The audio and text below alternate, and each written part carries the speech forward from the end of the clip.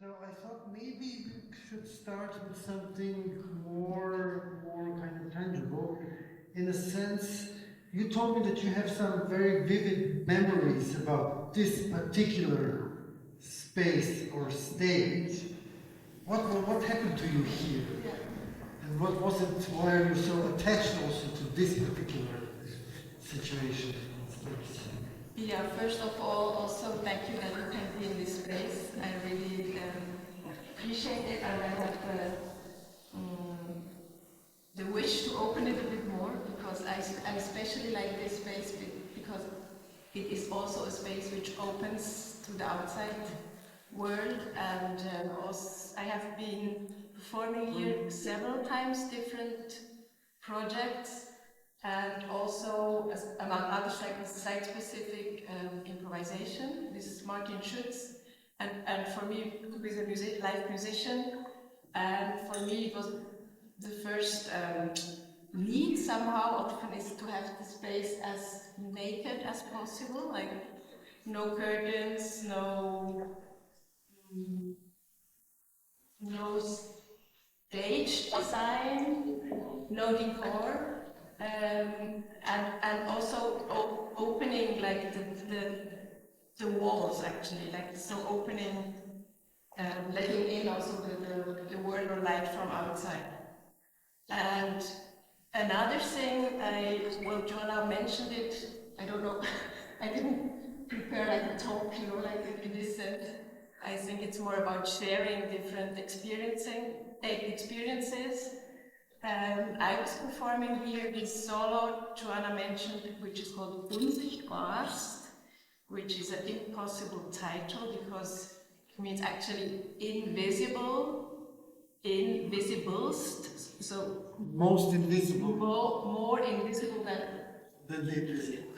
Even more invisible than more invisible, so most invisible, which of course is not possible, especially not if you do a dance performance, solo performance was this.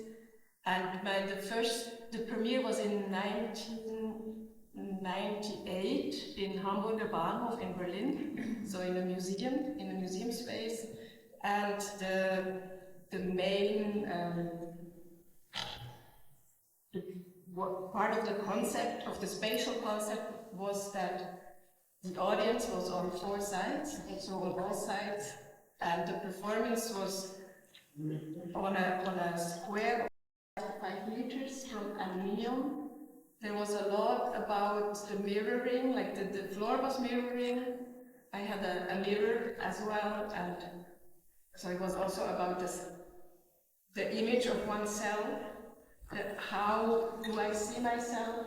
Seeing and being seen, so the audience on all four sides would also see some people of the audience seeing this figure on stage, or it was not really a stage, but on this square, moving, so it was most exposed somehow, but it was because I was questioning this situation, like why should one dancer perform, because I was never interested in just showing something.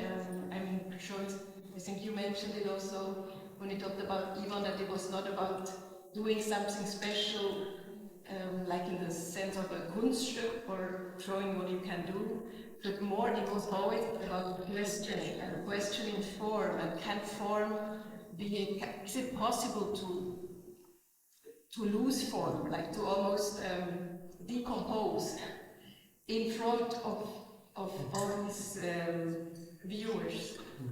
And I mentioned this because I was performing this piece here 10 years later.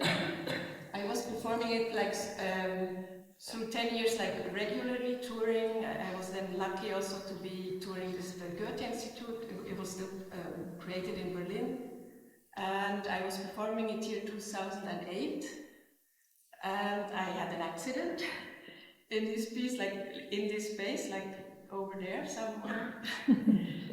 But still I like the space because it was quite an extreme experience, and I re-performed it the next day again, With injury. Yes, I went to a wonderful, some of you must know her, Laura Atwood, to an acupuncturist who taped me and just said, okay, no, don't move this arm. And actually, I didn't want to talk about this because I think it's not so interesting. But on the other hand, is what I'm interested in is like the memory, how memory is stored, about conservation and what is conservation or what is an archive.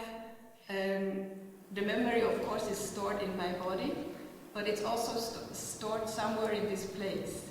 But there are so many very positive memories also in this space, which were, I think, later and earlier.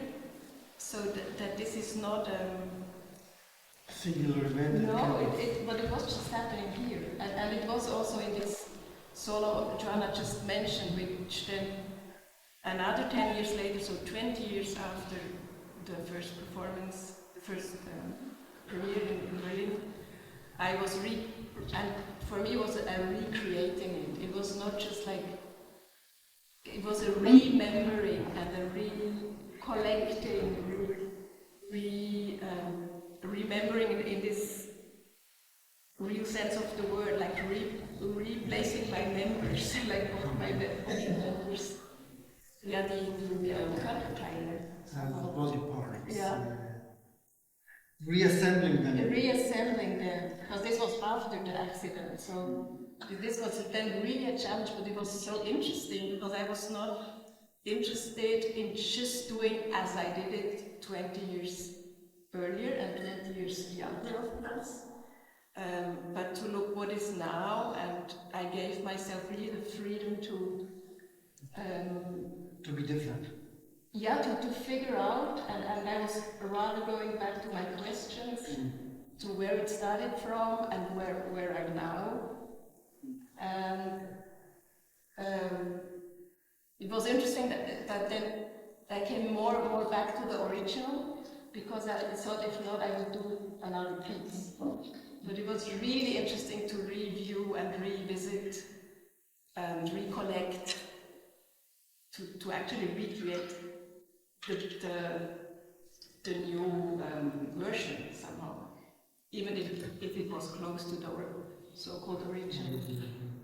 Well, that leads me to ask you actually a question which we were discussing, and I thought it would be a very easy one, but it is not an easy one. What is your experience and impression of all these years? Can a dance performance be conserved?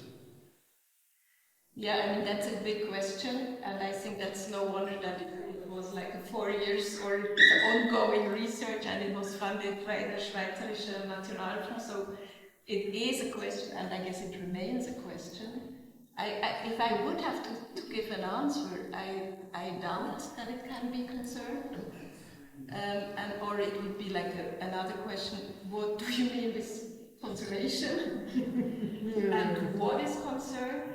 And is it like a conserve, like, I really thought about it quite a lot. I was then also seeing different languages, you know. Does it mean something to bewahren, something to hold something? Hold something, or to store something, which is different, aufbewahren. Aufbewahren, so we have bewahren and aufbewahren. Yeah, or to preserve something. It has a lot to do with food somehow, you know, like if you put like I thought about the kimchi, what you put into a glass or into a jar, and it's continuous living somehow. It continues to live here, to ferment and to change. But let me bring you back to this moment when we were sitting in the Cafe Casino in Bern, and you asked me what are you reading at the moment, and I put out my book on Marx. And there was this moment when I understood, when you started to play with these terms, aufbewahren, aufbewahren, bewahren, that in both of these terms you have this notion of die Ware as a commodity. So is it in that sense that maybe what is the problem with conserving performance that it turns it into a commodity? I think it was more, we came to this because I said it's also a very practical question. What do you conserve? Or then the big question, to distinguish conservation and documentation. Yeah, that is what you insisted on. And I said it's also a very practical, means like a financial question sometimes, and this means therefore we came to that's a material question. Yes. So how much funding do you have to really do a really good documentation? And I think it's more about the documentation. Or I also said sometimes I think photographs might be more, I wouldn't, how do you say, evaluate? Yeah. To the hierarchy. But maybe a photograph, knowing that it's just a moment of a moment of a presence, and it's not like, it doesn't even try to abbilden, to picture the whole, or to depict or to represent. Would you go into the direction of representation, or? Yeah, but I question myself also at what level is it interesting, or I was asking myself from what perspective is a documentation, or from what perspective do you preserve a performance? Is it from, this is, as we all know, also a big question, like, but I can talk from my own work. So I'm the author, or I created it at least, but I'm also still performing it. So is it from the maker's perspective, or is it from an audience perspective, or is it? And therefore, I think I like also the photos, because it's actually clearly also from the photographer's perspective. So she is also a maker in this moment. And I was asking myself if we talk about dance as, which is maybe also cliché, but it's not totally untrue, that it's an ephemeral art and it's a fugitive art form, which is also questionable. But so can you hold on to just a moment of presence, and a shared moment of presence with an audience, or a shared moment of presence in a specific space? I think therefore I think this spatial memory, or and bodily memory, is so precious and so important. And you were just talking about value, and even it doesn't have any value in this material sense, but it's inscribed somewhere. And maybe it goes a little bit away from the question that I'm very much interested in traces, and this can also be like the ephemeral traces in a memory, like in the memory of an audience, or of singular audience, of persons, of singular visitors, people visiting, and in my own body. And then also all the traces, the involuntary traces, like the traces on this dance floor, like there were so many steps, or dirt, or blood somewhere, and scars, this is all traces, and it might be from a performance, or from a dance practice. Body moving in inhabited space. There is this one nice sentence by Benjamin, where he says, to live means to leave traces. Yes. Which I think actually sums up. Yeah. But then, what is for you? I remember like talking about now my memory, comparing with what you were when we were together. You mentioned that the process is very important for you, and that sometimes if you have the financial means, you also document all the stages of in the production of your work. how much is that? Would you relate to that also as kind of that while making your work, you also produce an archive of the process? Or is it then something that you can go back to it or you discard it? Yeah, I think I mentioned it also in the sense of when you asked what is preservation of a dance performance for me, what does it mean for me? I said this is also one of these questions. So what do you document? Is it one performance? And which one? Yes. Was it the premiere or is it after touring 10 years and the piece has developed, of course? And is it also the process? Like, so how was it created, developed from maybe an idea, questions, some notes, maybe an image? Often I had like a very clearly spatial idea as a starting point. And so this preservation, I think, you know, it's not preservation but conservation or documentation. How much does it include?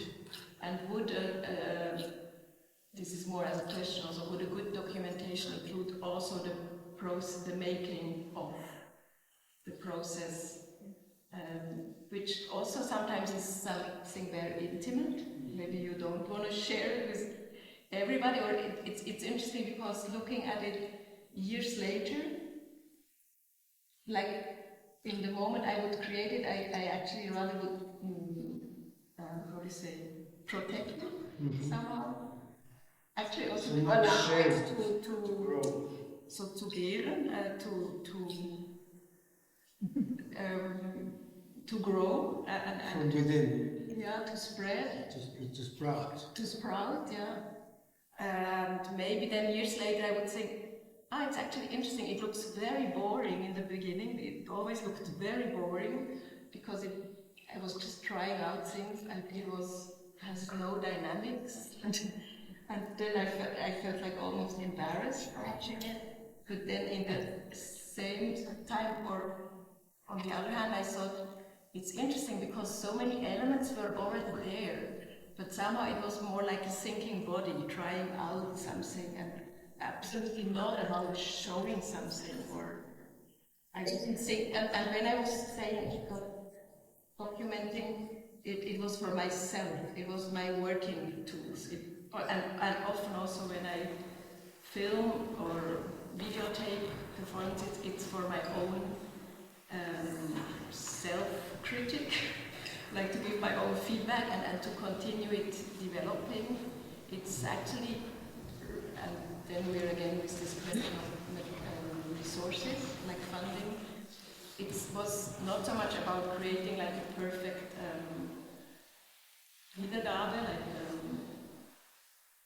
conservation, actually, would this be rather documentation, which is also conservation where it's the same, but it's also for me just a tool of creation. Yeah, like it is this moment, and then from there I can develop further.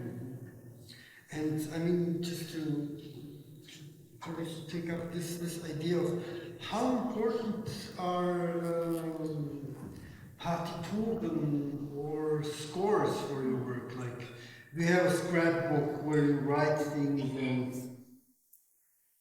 notations. Is that something you are working with, or rather? Yeah, it's an interesting question, and you also brought it up just before, like talking about scores would be a whole, at least another day or days of exchange.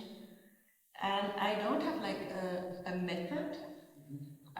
It's a bit like this, like a lot of papers in different formats, a little bit messy sometimes, I must admit. Even I don't want it, because I look for clarity as well. But it is multi-layered, I think. And I always had the wish or maybe even the need. I thought I should have it very clearly, like one notebook and always the same.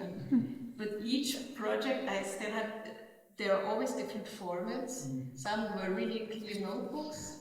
I was quite serious, or I was looking the videos and taking all the notes more like a protocol. Protocol. Yeah, a protocol. without judging, I tried, and then from there I tried to develop, but this is really from each project was different. And then lately I was more like with all these sheets of papers. No, and this can be notes, this can be drawings, this can be things I picked from somewhere, or just notes in the sense of, yeah, not to forget, like this kind of... To do. Zettelwirtschaft, yeah. Yeah, different form. I have different formats. And not very well... So, the researcher is not an easy task if confronted with your archive. Yeah, I must say, I was living in Berlin and creating my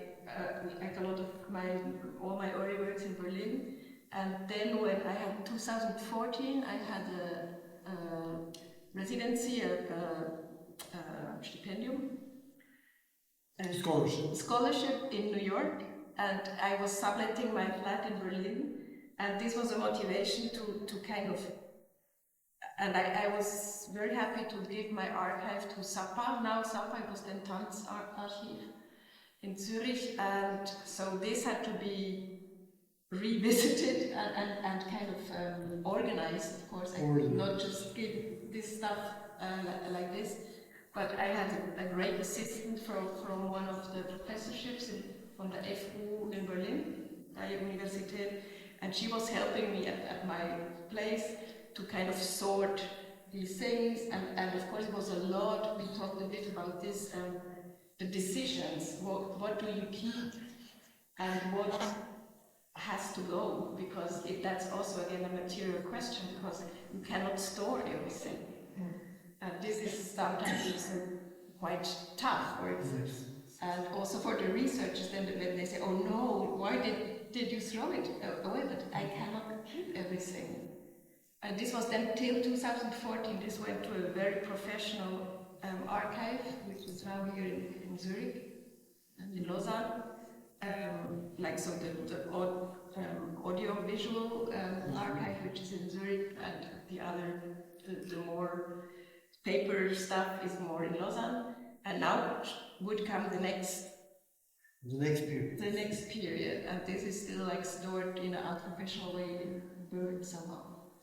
So that's a lot of work actually also to do, and then often I think then I prefer to go further. I prefer to continue, not only to revisit. To be stuck in this, if we can say, I mean. It's then really about aufräumen, like to put order, to clean out, to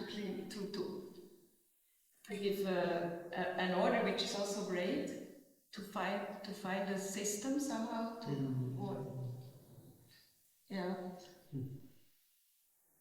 But do you need that kind of activity for the future, or how do you?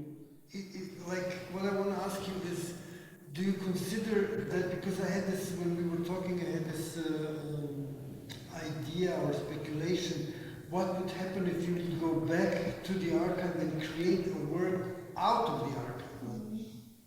Out of maybe these discarded notes or something that you would say, no, I don't, I would rather throw it away. But do you see a potentiality in that? In the memory, in that material that is somehow now obviously in your Berner Keller or somewhere stored.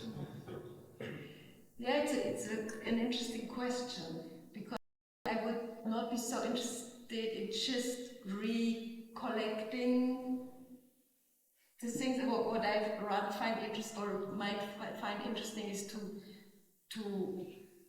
also look at the things which got lost or forgotten, the gaps maybe. The gaps in the archive. And I'm also more interested to look at what's now, somehow, but which doesn't, for me it's not an either or. And I don't know how much, or that's also a big question, if you have to find an order to all these, my own archive, or which is not the body archive, but really the paper, video, in all different formats, and this is a lot of work. This is really like very concrete work, and therefore it was so good in Berlin to have somebody, an assistant from a younger generation who was so much. She was so helpful, because also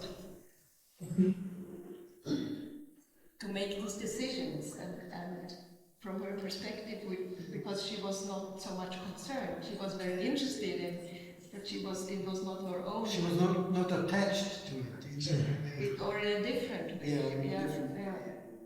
I think that this I would do also now, that I would prefer to work with somebody on this. So that you can also get a sort of a distance, but also somebody with whom you can, in a way, in a box, we would say a sparring partner. Yeah, a bit, or also a reflector, like in the literal sense. Yes. And I am a